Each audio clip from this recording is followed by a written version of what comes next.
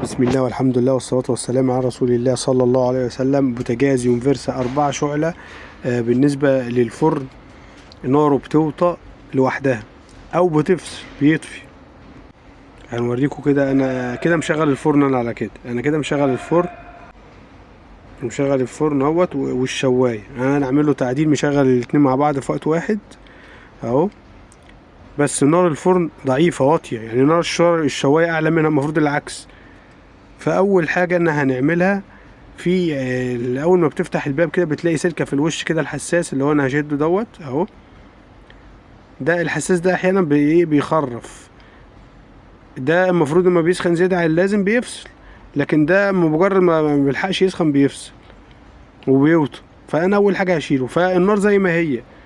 احيانا في بوتاجاز تاني مجرد ما بتشيله بيشتغل كويس حلو، واحيانا ما بيشتغلش. فالبوتاجاز هنعمله فيه ده القصه كلها في المحبس نفسه، محبس الفرن.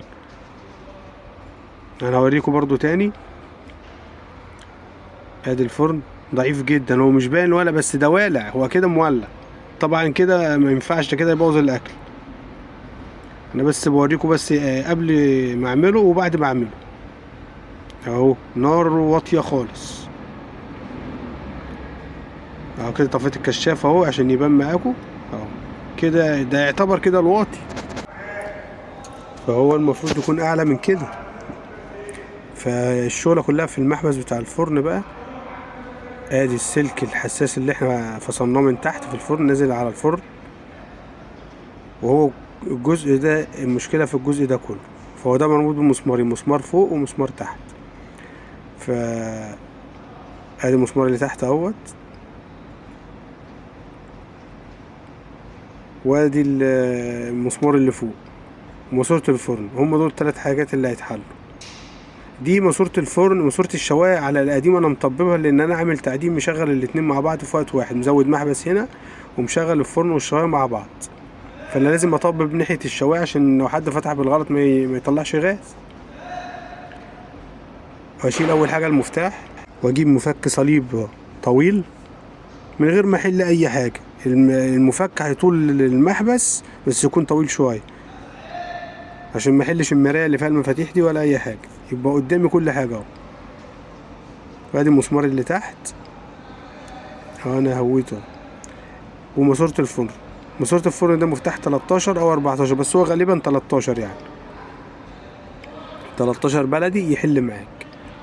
وانا كده حليت الماسوره وحليت المسمارين وطلعت الجزء اللي فيه المشكله كلها. ادي الجزء اللي جوه دوت.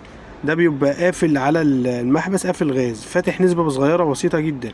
فانا هشيله ازاي؟ هربط كل مربط يحل معايا، لان هو سن شمال. اربط كاني بربط غطا ازازه كده اهوت يحل معايا اهو. ادي المشكله كلها في ده اهو. ده لما بيقفل سكه الغاز بيبقى النار ضعيفه جدا. مهما وسعت الفونيا وغيرتها هيديك هي نفس النار، هو قافل عليها خلاص. المحبس ده طبعا غالي، فهو يعني بدل ما تشتري واحد تاني وتغير، فانت هتشيل القصه دي كده اهوت وهيشتغل معاك عادي خالص. وارجع اقفل كل حاجه تاني زي ما كانت. اربط المسمارين بقى الصليبه دول جامد اهو. وخلي بالكم الاورنج الاحمر اللي انتوا شفتوه دوت، ده مهم جدا، لا يقع او يتقطع. هو بيبقى ماسك، بس تاخد بالك وانت بتركبه يعني. وبركب ماسوره الفرن. هما 3 حاجات اللي يتحلوا، المسمارين وماسوره الفرن. يعني اي حد بيعرف يحل ويربط سهل بالنسبه له. انا كده ربطت تمام. اجرب بقى نار الفرن. هحط المفتاح اهو. كده النار بسم الله ما شاء الله، كده النار اتظبطت، كده النار عليت. النار كده عليت اهي. النار طول ما هي فارده في الصاجه اللي عليها ديت يبقى كده النار مظبوطه. اجرب بقى فوق. انا مولع الفرن اهو. هجرب بقى ايه مطرح الرباط اللي انا ربطته. دي اهم حاجه برضو في الشغلانه، دي اهم حاجه. انا الحتت اللي انا حليتها بجرب عندها، شوف في تسريب غاز او لا.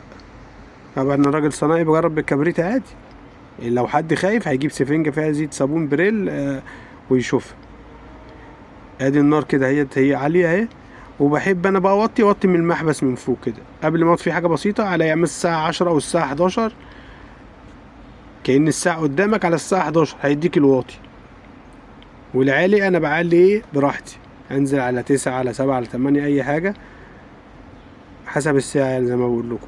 بعد كده ايه ده كده الواطي على الساعة 11 اهي، يعني خليك حافظ الساعة 11 يبقى ده الواطي. العالي بنزل تحت، بنزل بقى على 9 و8 أو 7 بيديك درجة واحدة. هو الواطي هيبقى على الساعة 11 أو كده. طفيت كده تمام، أسهل ما يكون يعني. والسلام عليكم ورحمة الله وبركاته.